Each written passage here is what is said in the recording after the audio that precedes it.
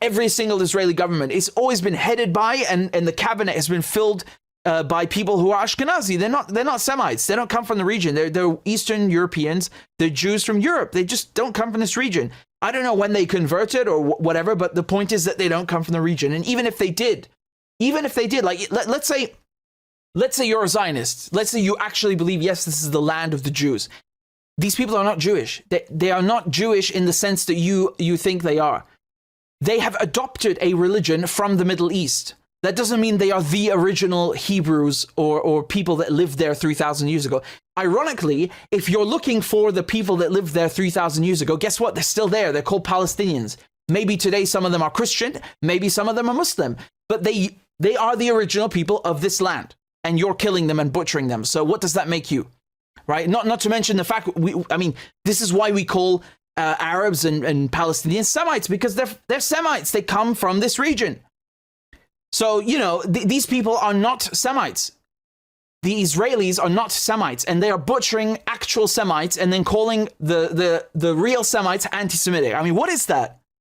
They're such frauds. They even change the names to make themselves appear more Semitic. That's how fraudulent they are. That's how criminal they are. Shame on them.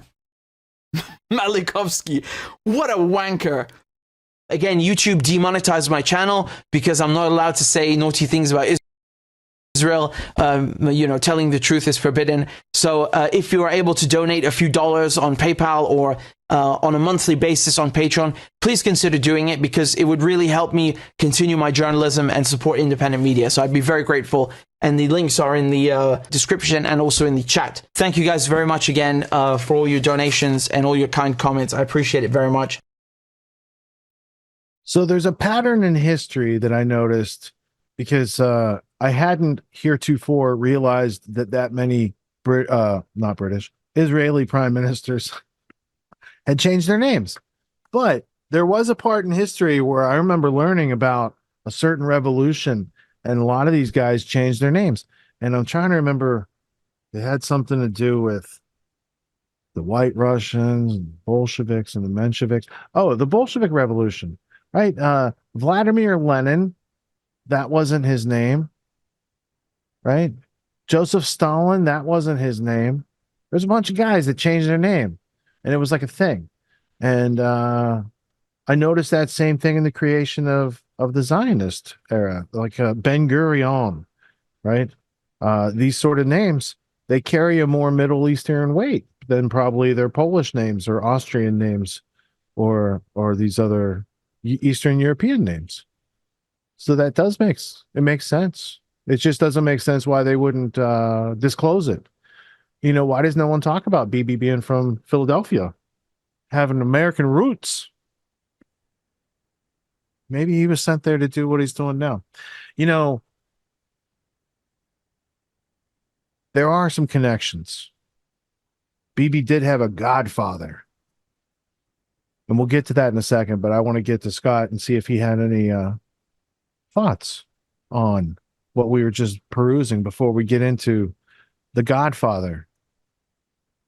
Not the Italian one. Not the Italian one either. I'm curious to know what you have to say about this. I don't know all my. All right. So this is from 2009, and let me put the reference at the top. It's EIR, Executive Intelligence Review, Volume 36, Number 3, January 23rd, 2009. That's how you could look it up. How British imperialists created the fascist Jabotinsky. Now, Jabotinsky is Netanyahu's godfather, not grandfather, godfather, and Netanyahu's dad, Ben Zion Netanyahu, worked with Jabotinsky. So if we could figure out who this Jabotinsky guy is, because he's, let me dip in instead of repeating the obvious. Vladimir Zev Jabotinsky, 1880 to 1940, the patron saint of Israel's Likud party, like the patron saint of the people who wanted to see Yitzhak Rabin be assassinated, who also created revisionist Zionism. So that would be this, the Irgun, history of terror. This is how their country was founded, right? So revisionist Zionism, started by Jabotinsky, Vladimir Jabotinsky, who also created revisionist Zionism, and Chaim Weizmann. Remember him? He was a prime minister. We talked about him last week. He was mentored by the 17-year-old Dorothy Rothschild. We put that evidence on the record last week. The decades-long chairman of the World Zionist Organization. And we're going to get into the British connection right here, who was seen as the prime minister in exile of a Jewish Palestine that didn't exist, were both witting champions of the British Empire. They were instruments of Lord Alfred Milner and Leo Stennett Amory, the final authors of the Balfour Declaration, who craftily used them to secure British rule over Palestine, a place that Ron DeSantis says doesn't exist, but the British had to take it over anyway, as part of the 1916 Sykes-Picot agreements. Now, there's some other minutia here, but the points I want to bring out in this, zoom back out so you can see what I'm going through. Modern Zionism in the British Empire does have a substantial history, and it's not this page that I want to break into, but it's there for your edification if you would like to learn more. It is over here on page 38. This is under the section of Jabotinsky's Imperial Roots. And I would like to just cut, well, yes, I want to cut the two paragraphs out. It just says Likud loves him because he's the godfather. Jabotinsky at the bottom was a wholly owned and created asset of, zooming in for you, the British Empire. He was controlled by a political network led by Leo Amory, who became Britain's most prominent imperial spokesman and political organizer. Amory's circle included the greatest names in Britain imperialism: Cecil Rhodes, the self-avowed enemy of the American Republic; the Coefficients Group, Alfred Milner, Rhodes's mentor, who ran Rhodes's secret society. So the Anglo-American establishment is running this guy, Jabotinsky. Jabotinsky and the creation of the Jewish Legion became Amory's #1 project as the British moved to take over Palestine, a place that Ron DeSantis said that didn't exist, at the close of World War I. Amory's vision was that of Cecil Rhodes, who in 1877 wrote his first last will and testament. Only a bit more than a decade had passed since the British plan to dismember the United States in a civil war had failed bitterly. Rhodes, a rabid British raced imperialist, had amassed a fortune through the exploration and mining of gold in South Africa, also diamonds. Rhodes wrote that the purpose of his will was to, quote, to and for the establishment, promotion, and development of a secret society, the true aim and object whereof shall be the extension of British rule throughout the world, the perfecting of a system of emigration from the United Kingdom and colonization by British subjects of all lands, especially the entire continent of Africa, the Holy Land, right? That would include Palestine. It doesn't exist according to Ron DeSantis.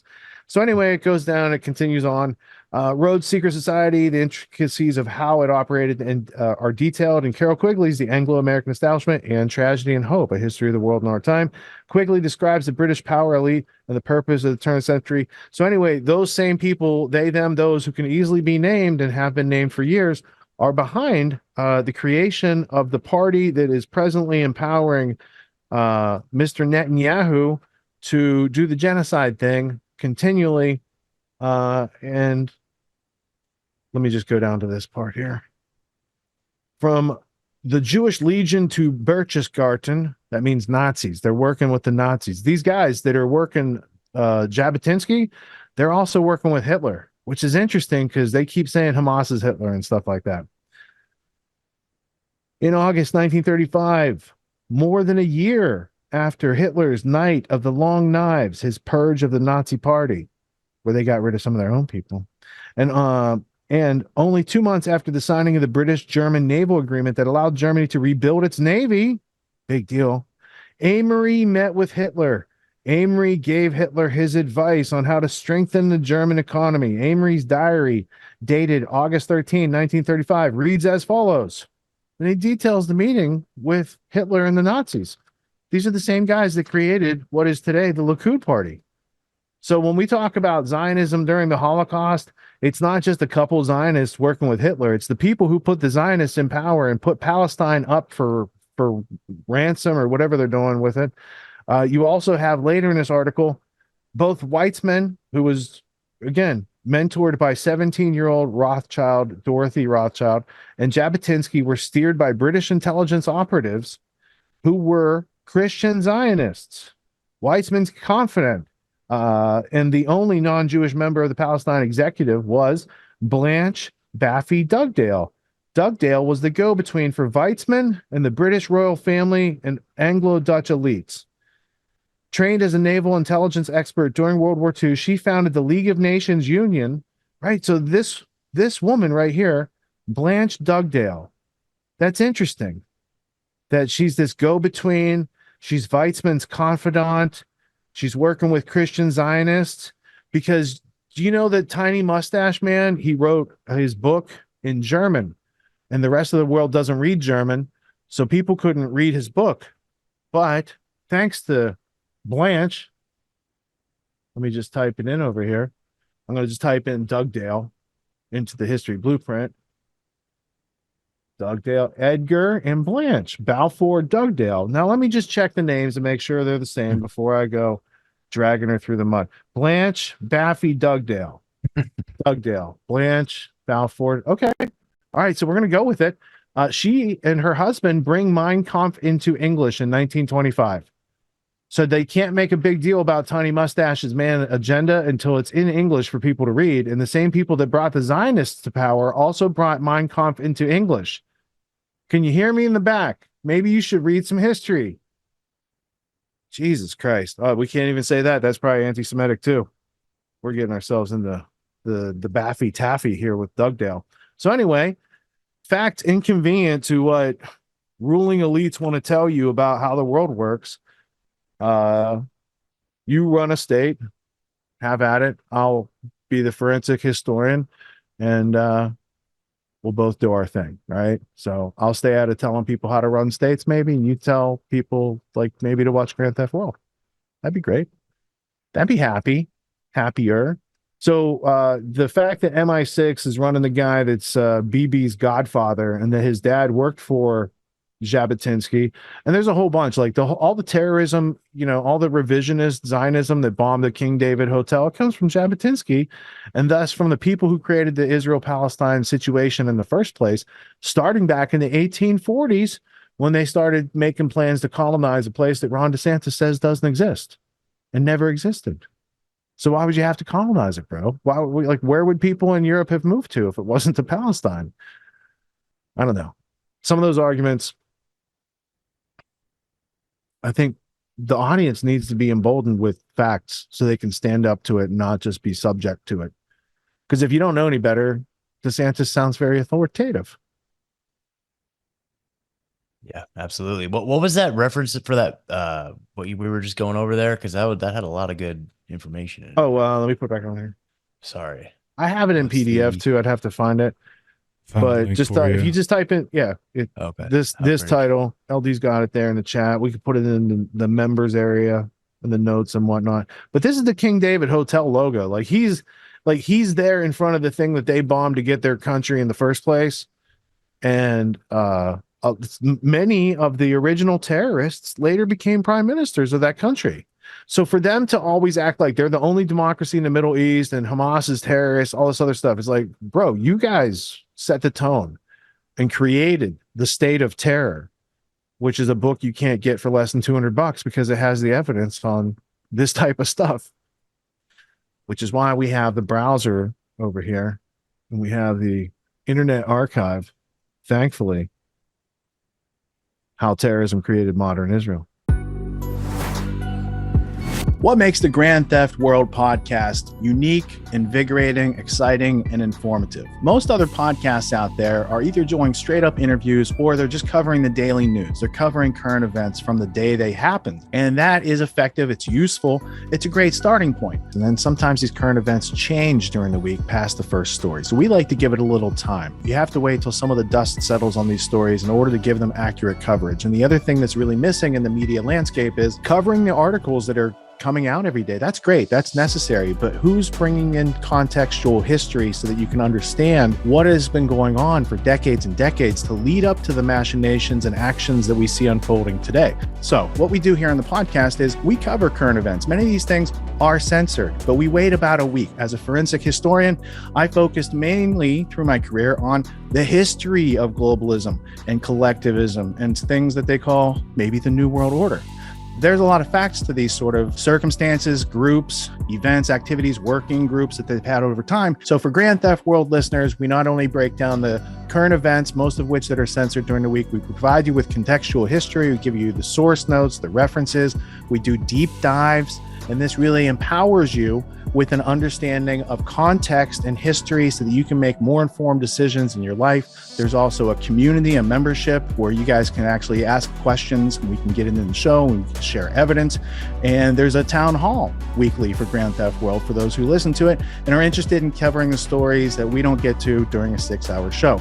Listening to it an hour a day, you could easily consume the week's news, but you're going to have substance and meaning and context and understanding. And with that, you can make higher quality decisions in your life. So if you're interested in more quality in your life, go to grandtheftworld.com, click podcast at the top, and we'll see you there. Thank you. These allegations are false. This isn't Grand Theft Auto, folks. This isn't a video game. What are the most surprising things that you discovered once you started pulling on that thread? Who he was connected to, what institutions he was influential over, what events he participated in? Come on, man. What are we talking about? Come on, man. No. You don't have to think about it, dude. I got this quote because you said you didn't know much about Klaus Schwab. I made it my job to, as soon as this happened, I'm like, okay, this guy's their front man. Let me learn about the official history of the World Economic Forum. I got their 40-year history. I got every book that Klaus Schwab has written or ghostwritten. I went through those books. This is one of the most interesting passages. Come on, man.